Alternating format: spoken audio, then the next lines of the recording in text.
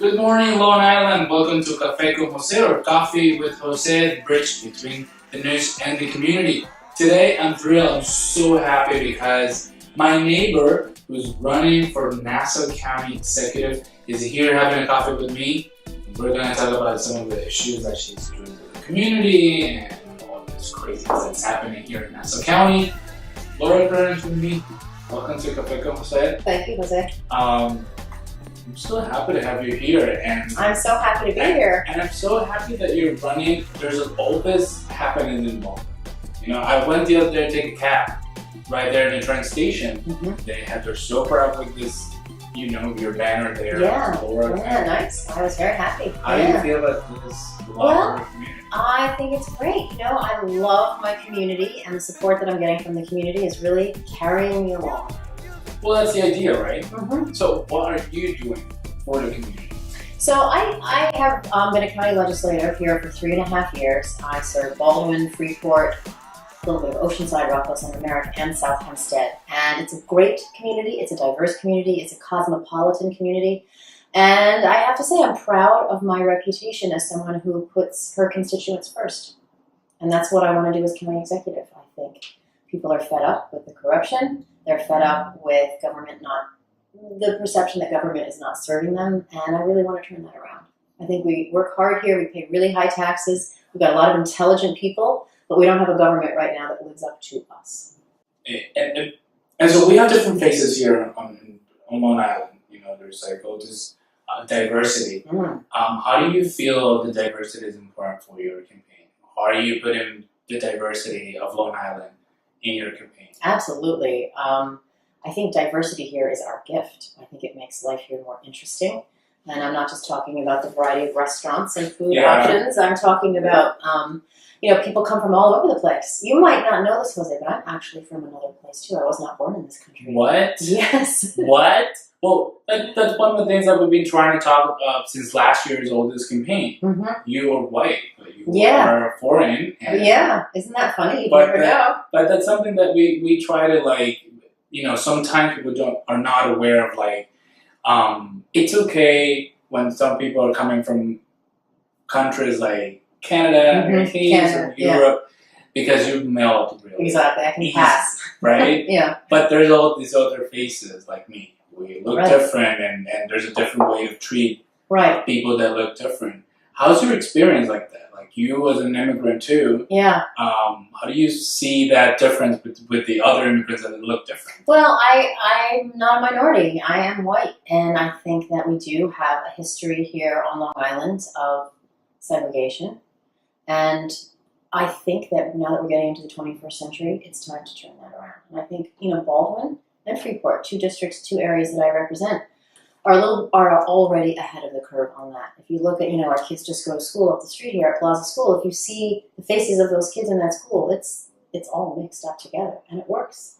And it's actually a gift that we can give to our kids, because if they can grow up in a diverse community and it's not a big deal, they will be so much more prepared when they go out into the real world and have to deal with people. That's true. And so what are you planning on doing, like, if you become new Nassau County Executive, to, you know, work with this melt pot that we have here in Long Island? You know, there are so many issues. There are issues that have to do with housing, that have to do with law enforcement. And when you look at what the nuts and bolts of what county government does, it's the sewers, it's the police, it's the parks, it's the jail, it's the county roads, it's the things that the county is in charge of. We have to make sure that everybody has access to safe communities and to stability and to the services that the county provides in a way that's cost effective to the taxpayer. But we have to make sure that every community, no matter what that community is, has the same level of service. Because that's what we are. We're basically in the business of customer service. We provide services for our citizens and for our taxpayers. Customer service and security. We're going to talk about that when we come back from this break, and we're going to play the social media. Okay. I'll be right back.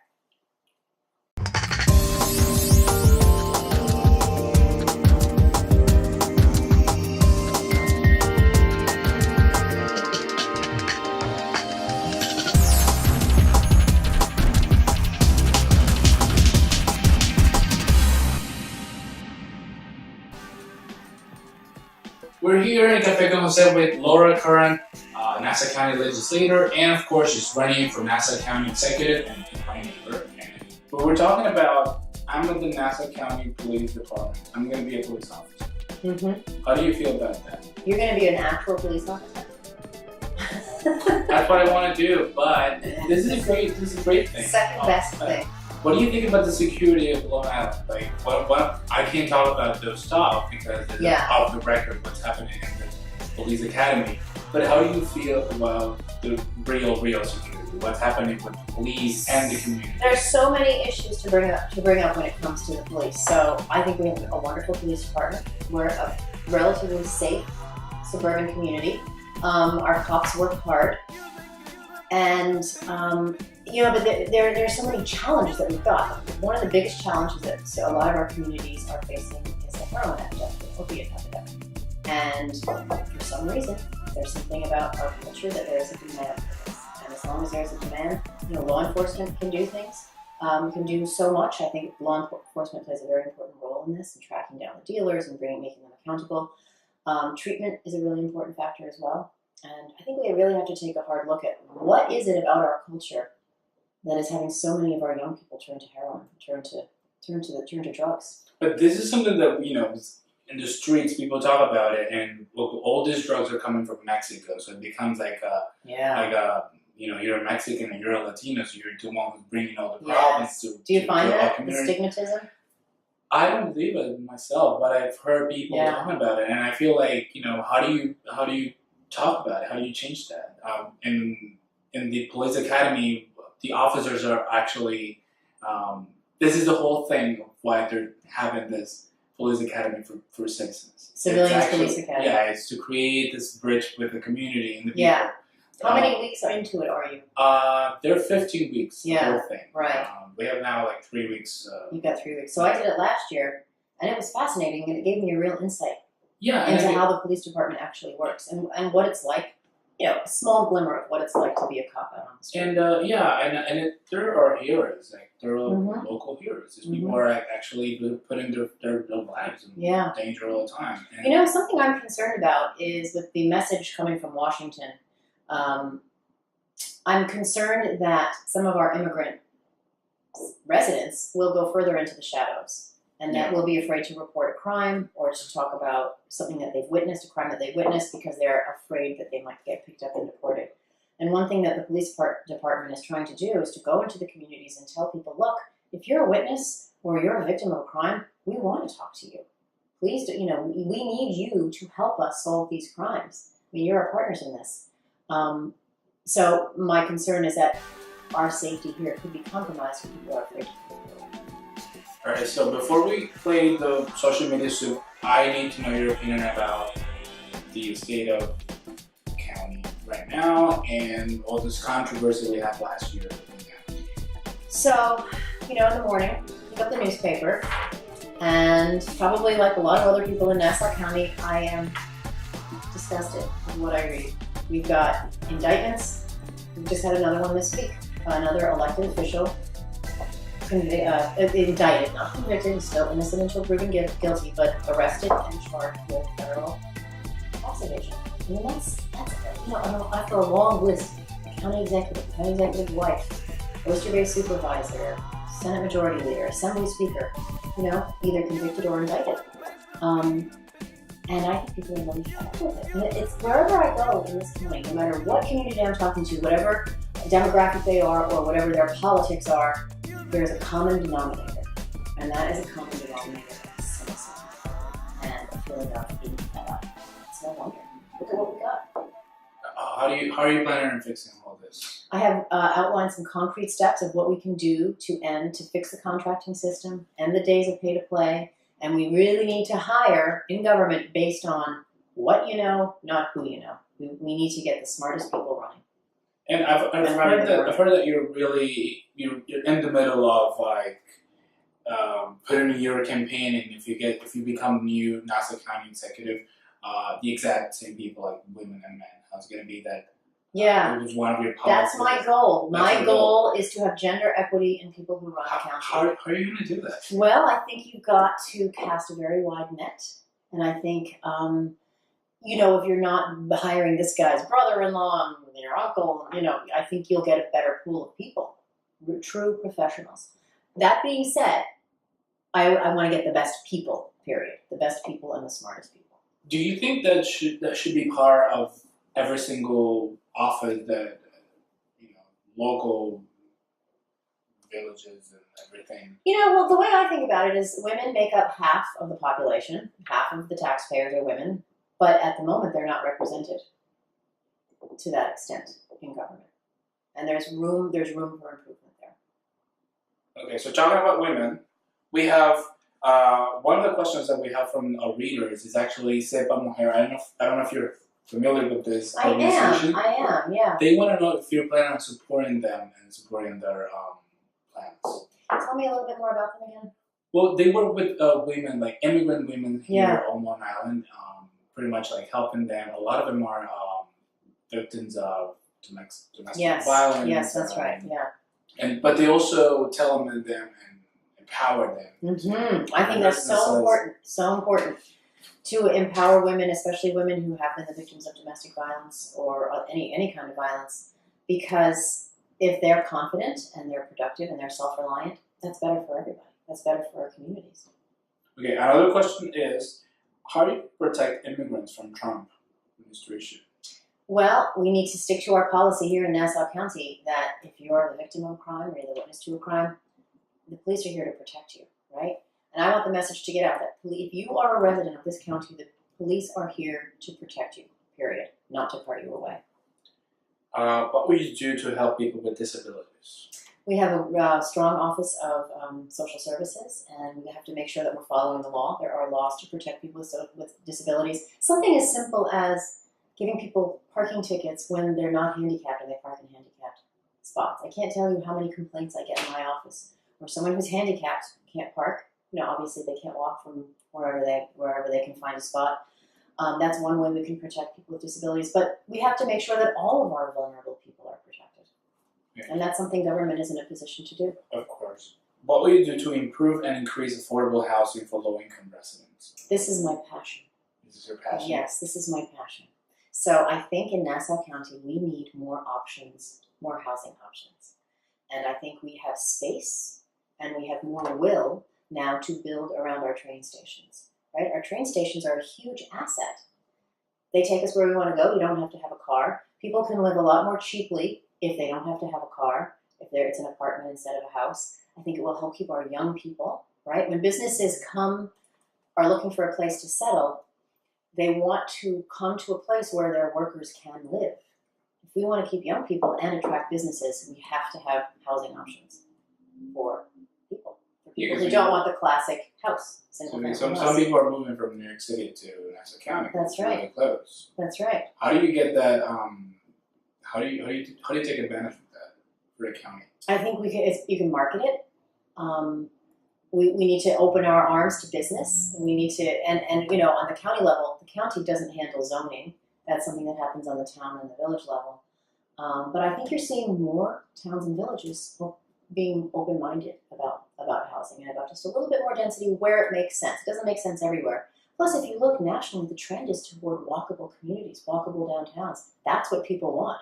Even if people want the single-family house, they want to have access to a nice walkable community where they can get their coffee, go to dinner, meet friends or whatever. So last year I saw you were on the bus. Yeah. You were on the bus, you were running away, you were running all over Long Island, you went to Mineola. Yeah. But there are cuts. I know. And this is one of the questions that we have. This is huge. What are you going to do about the bus cuts in Nassau County? So I've identified several pots of money that we can use to plug the hole and bring back the buses or make sure that they're not cut. I know Albany is close to a plan to restoring some of that funding. I'm very, very happy about it. But I think what we have to do going forward is make sure that we have the money for the buses. It's not a lot that we need to keep these routes going, but I think it's exactly the wrong thing to cut buses. I've heard this in the streets in Nassau County. Some people think Nassau County looks like a South American country. Do you agree with that? I think Nassau County looks like a vibrant, diverse community with many different kinds of people. You can go to 20 different neighborhoods and you'll find 20 different cultures, right? That's the beauty of it. And I think that's our strength, not our weakness. But this is something that I've heard because of the state, for example, in the village of Hempstead. It's like this big center for like Nassau County, and it's very close to Mineola. It's like right there.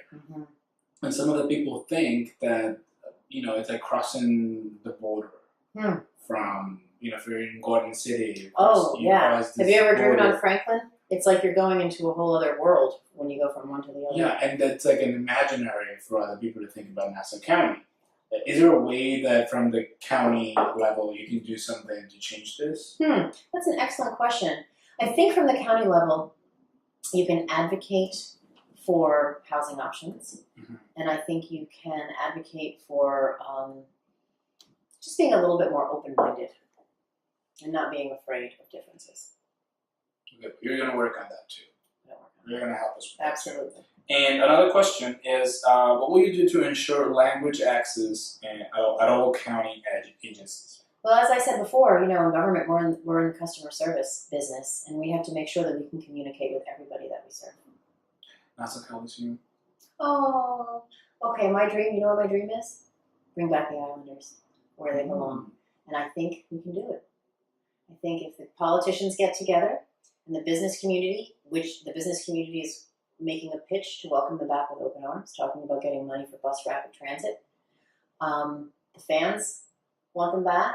The Islanders are not happy where they are at Barclays. Barclays isn't happy with the Islanders. This is a perfect opportunity for us to bring them back. There's a lot of economic development that is possible around the new Coliseum. The Coliseum is beautiful, by the way. They did a fabulous job. We can't waste this opportunity, though. We've let this slip through our fingers in the past. We cannot do it again. This could be a huge engine for economic development. There is permission now for housing to go there, and then bringing back the Islanders, which is, I was going to say make it a home run, but I'll use a hockey analogy. That would be the hat trick. Yeah, and they're actually planning this whole concerts. Have a lot of events happening. I think the first one's tonight. Yeah, and then, but what will you do extra to get more money from this Coliseum that it cost a lot of money to?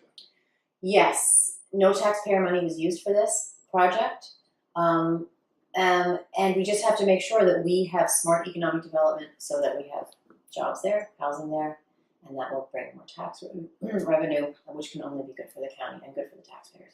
So I know you don't speak Spanish, but in this camera, I want you to invite this vibrant Hispanic community on Long Island. Why do they have to vote for you? I would very much appreciate your support and your vote and joining my team. I think we need a fresh start in Nassau County, and I'm not a career politician. I got involved when I ran for my local school board. So I'm a newspaper reporter by background, got involved when I ran for school board, and then stepped up and served my community in a bigger way as a legislator. And I think we have a great opportunity now to take our county back. And that's it. Okay, that's Laura Curran. You can find her here in Baldwin.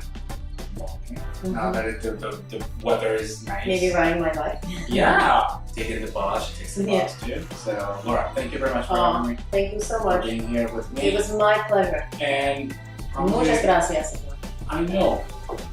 Okay, can you say something else in Spanish? Me gusta jugar a voleibol. So you're gonna see her playing volleyball over here in Baldwin. Thank you. Next time we're gonna do it in Spanish. Claro. Claro que sí. Ustedes entonces quédense conectados aquí en noticiasday.com con toda la información, todas las noticias, y obviamente vamos a seguir a Laura Curran